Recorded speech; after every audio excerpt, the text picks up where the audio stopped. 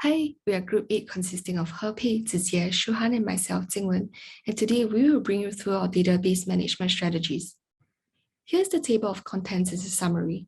We propose 3 data models under a centralized data warehouse, an agriculture system, order management system, and delivery management system, while a macroeconomic indicator system will be stored with a graph database.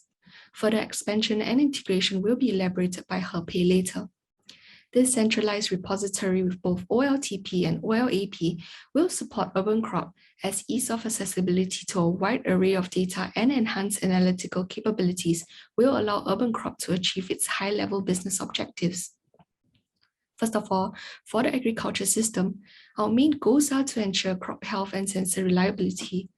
Agricultural datasets inherently face issues regarding volume, variety, velocity, and veracity. Thus, a well-defined structure will benefit the agriculture database management. We'll first collect basic information followed by sensor information before carrying out OLAP. The process is straightforward for the agriculture system. We'll be using MySQL and MongoDB. First, basic information collected such as crop name, crop type, maturity days will be stored in MySQL. Then we collect the sensor information which is originally stored in MongoDB, as its low latency capability is especially useful in supporting high data volume processing with minimal delay. We then extract the MongoDB data to MySQL before carrying out OLAP.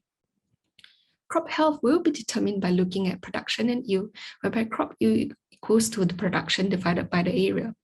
The NDVI indicates green biomass that can be used as a proxy to crop yield, calculated by looking at the near-infrared, the NIR, and rate, both stored as an integer in MySQL, with the NDVI ranging between -1 and 1. Crop yield may then be estimated with the NDVI value, as you can determine from the table on the right side. With the crop yield and basic information of the crop area stored in MySQL, crop production can also be calculated. Sensor reliability is determined by the date last updated, data confidence, and sensor status input in MongoDB. Thereafter, we'll transfer the sensor data with Studio 3T Ultimate from MongoDB to MySQL before we conduct OLAP. Studio 3T Ultimate costs around 76 Singapore dollars per user per month, and the cost is justifiable based on the frequency of use and a need for sensor reliability. Sensor reliability is a crucial aspect to UrbanCrop's business, and MongoDB's semi-structured format will store information with regards to sensor functioning in the sensor log collection, supporting a quick identification to the root cause of sensor issues. This prevents the company from spending on new sensors, which is costly. Furthermore, Studio 3T's software support team reduces the need to hire more in-house software experts to deal with system operation and maintenance. During the OLAP process, one can cohesively analyze the crop yield and production, which includes both crop information and streamed real-time sensor data, as you can see from the star schema here. Next, I'm going to talk about the order management system. The first step is to collect the raw data. Basically, the whole order system is divided into 5 parts: order system, product system, customer system, contract system, and the procuring system. Each subsystem has different functions. Order system records each transactions in the real time and is the basis of all subsequent analysis. Product system stores information of all products. Customer system describes each customer's characteristics, activities, and behavior on this platform.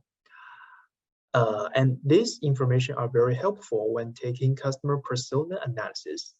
Contract system targets the business partners and clarify different contract types for better management. Procuring system is very similar to order system, but it is the purchasing history from external farms. Therefore, we have 6 entities in this system: farm, purchasing order, product, customer, contract, and the procuring order. In our case, GMV is the key measure, and it can be analyzed based on the collected data. The formula of GMV is the sum of sales of all products. Multiple dimensions can be used to analyze the fluctuation of GMV. For example, the timely trend of GMV can be analyzed based on the daily, monthly or quarterly variable. Customer information helps the analysts to watch GMV performance in new and repeat customer groups, respectively. Also, the product category and the contract types are important features when taking stratification analysis. With the help of these dimensions, any significant fluctuation of GMV can be explored in detail, and according policies and strategies will be designed to fix potential problems in business management or operation. Hello, this is Shuhan in charge of delivery management system. In this system, the first step is to collect data. Since the data is structured, we choose the relational database MySQL to store and update. There are 6 entities in this database: farm, staff, logistics, vehicle, market, and delivery order. The central part is the delivery order, which includes product information, distances, and order status. Since the delivery management system is an extension to the order management system, we use order ID from the order table as a foreign key in the delivery order table. The other tables capture some basic information about other entities. The second part is to use a data warehouse to analyze data. Here we put all the fact and dimension tables into one picture just for convenience. In reality, it is better to analyze one target variable in the fact table with the wanted dimension tables. To better understand the customers, dimension tables include information like delivery starting and ending date, the product information, the farm which sells the product, and the market which receives the product. From these dimensions, customers' preferences and demands can be recognized, like which product needs to be delivered mostly in each period of the year, and which is the preferable vehicle, which farms or markets cooperate with HCD nodes. Although not collected in the database, weather can be considered another dimension to analyze the shipping costs. There are some basic assumptions like the delivery orders and customers' delivery preferences are positively related. The logistics are not limited to trucks, but can have some other methods like bicycles, smaller cars, hands if needed. The weather affects the delivery speed and efficiency, nothing to do with the type of the roads. Only consider the previous and complete delivery orders as historical data. Carbon emission is calculated manually, and the cost is positively related to distances. The third part is for carbon emission reduction and route optimization. Here, we consider the target as the minimum carbon emissions, regardless of other factors like driver salaries or vehicle costs. The emission calculation is on the left. Here, we provide the means of variables as follows. The load factor is defined as the average weight of the load compared to the maximum capacity that can be taken by the vehicle. The load-based emission percentage is defined as a proportion of emissions that is due to the maximum net payload on the vehicle. Some basic LBEPs are on the right, like 10% for van under urban conditions, 30% for medium trucks, 40% for heavy trucks. The estimation of the load factor is a hands-on calculation according to different occasions. If the distance is hard to measure, we also provide a formula to estimate. It's on the right. So the meaning of variables is like L is composed of headways, W is the vehicle capacity, a market is the number of markets, and so on. All these formulas are quoted from Turkestan, but have been changed to apply to our case.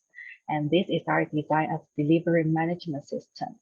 Let's welcome Jingwen and Hepei to deliver their speeches. Thank you. For our macroeconomy indicator system, storing data crucial in determining market pricing is tricky. Macroeconomic indicators includes these various factors you can see on the slide, and thus we propose the use of GraphDB to draw the relationships and patterns. Graph provides high performance for deep business analytics, especially useful in determining price effects. With the new 4J Epoch Kit and an RDBMS JDBC driver, we can run a query to load data from a relational database. The data may be retrieved from external sources such as Refinitiv Icon, a more cost-effective option compared with Bloomberg. The cost of Refinitiv Icon is $22,000 per year, but a stripped-down version can cost as little as $3,600 a year. The final cost of subscribing to Refinitiv Icon will require more analysis on depth of macroeconomic data required by UrbanCrop. Nonetheless, GraphDB introduced will allow UrbanCrop to get ahead of competition with state-of-the-art technology, as market pricing is especially crucial for the business, and GraphDB will increase efficiency in determining the correlation between various factors. Hello everyone, I'm He Pei. Now I'm going to introduce the expansion and integration part. With the expansion of UrbanCrop business, we inevitably face such a problem. That is how to adjust the database management system structure to avoid being overloaded. A sustainable DBMS should be equipped with the ability to avoid a single point of failure, automatic failover, and support online scaling. Generally speaking, when it comes to database expansion, there are two main methods, including scale up and scale out. Scaling up is done by adding more resources to an existing system to reach a desired state of performance. But due to the limitation of current technology, it is impossible to expand the storage space this way. Another way, scaling out, is more popular and feasible. It's usually associated with distributed architectures. These are some choices we can consider. First, vertical partitioning based on different business lines or departments, such as agriculture monitoring, customer service, sales, and etc. Second, horizontal partitioning, that is sharding.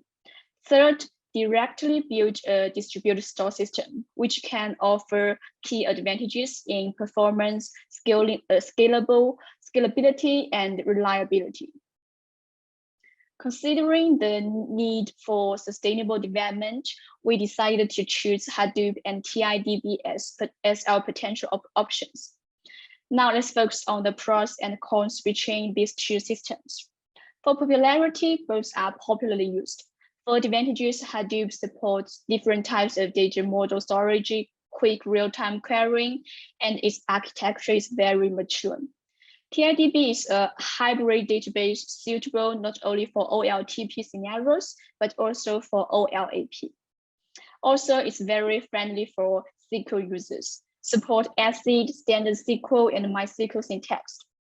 For disadvantages, Hadoop mainly used in OLAP and may not be so efficient when deploying OLTP. TIDB is relatively new with less relevant materials and technical staff, and it cannot support stored procedures, views, functions, and triggers. Considering the above factors, we finally decided to choose TIDB because TIDB can efficiently feed our needs for both OLTP and OLAP processing. TI Spark can do efficient aggregation and complex analytical computations. In order to achieve a proper precising baseline over a long duration, we need real-time querying and quick online computing, which HTAP-TIDB can bring to us. In addition, most of our current storage process rely on MySQL. As such, it will be convenient for us to migrate data to the TIDB. This figure shows three main components in TIDB. TIDB server is responsible for receiving SQL requests, processing SQL-related logic, and finding the TI key via JIS. PD is the management version of the entire cluster, which is responsible to tell which TI-KV a key is stored, scheduling and load balancing the TI-KV. TI-KV server is used to store data. In our report, we provide a simple example to show how to simulate the deployment of a production environment cluster on a single machine in Linux system. For more details, please refer to it. To conclude, the purpose of an culture order and delivery management system is to store records from various channels as an OLTP and conduct analytical work by aggregating the raw data warehouse into an OLAP. Overall speaking, it is a combination of recording, aggregating, and analytics. GraphDB is used to support the analytical process of accessing macroeconomic indicators on eventual market processing. In the future, we plan to deploy our whole database management system on the TIDB structure to meet the needs of storing increasingly massive data and to ensure rapid querying. Okay, it's the end of our presentation. Thanks for your listening.